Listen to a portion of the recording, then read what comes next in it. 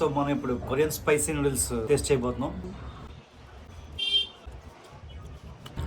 Spice levels బాగానే ఉన్నాయి, but మరీ అంత స్పైసీ లేదు, అంటే మనం భరించలేనంత అయితే ఏం లేదు. అయితే టేస్ట్ అయితే చాలా బాగుందండి. అంటే రెగ్యులర్ గా మనం మ్యాగీ ఎప్పి నూడిల్స్ తింటూ ఉంటాం కదా, వాటితో కంపేర్ చేసుకుంటే దీని టేస్ట్ కానీ ఫ్లేవర్ కానీ చాలా బాగుంది అనిపించింది.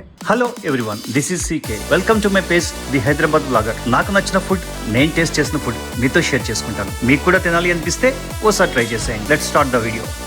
బాగా వర్షం పడుతున్నప్పుడు డిమార్ట్ కి వెళ్తే ఇంత ఫ్రీగా షాపింగ్ చేసుకోవచ్చని ఫస్ట్ టైం నాకైతే అర్థమైంది. కోవిడ్ తర్వాత మన తెలుగు వాళ్ళు కూడా కొరియన్ సినిమాలన్నా కొరియన్ ఫుడ్ అన్నా చాలా ఇంట్రెస్ట్ చూపిస్తున్నారు. రెగ్యులర్ గా మ్యాగీ ఎప్పి నూడిల్స్ తిని బోర్ కొట్టి కొంచెం వెరైటీగా ట్రై చేద్దామని నిసిన్ గేకి కొరియన్ నూడిల్స్ అయితే తీసుకున్నాను. Korean kimchi, hot and spicy, cheese, Korean veg, chicken, ఇలా 5 రకాల ఫ్లేవర్స్ అయితే ఉన్నాయి. ఎంఆర్పి వచ్చి 52 రూపీస్ ఉంది, బట్ డిమార్ట్ లో 26 రూపీస్ కే మీకు దొరుకుతుంది. నేనైతే కొరియన్ చికెన్ ఫ్లేవర్ తీసుకున్నా. ఇందులో నూడిల్స్ తో పాటు seasoning, masala powder and soybean oil packets కూడా ఉంటాయి. రెగ్యులర్ మ్యాగీ లా కాకుండా కొంచెం డిఫరెంట్ గా అయితే ప్రిపేర్ చేసుకోవాలి. ముందుగా బాయిల్ చేసిన వాటర్ లో నూడిల్స్ వేసి ఒక 5 మినిట్స్ పాటు ఉడికించండి. నూడిల్స్ ఉడికిన తర్వాత వాటర్ లోంచి తీసివేసి ఒక బౌల్ లో వేసుకొని మసాలా పౌడర్ అండ్ ఆయిల్ వేసి బాగా మిక్స్ చేసుకోవాలి.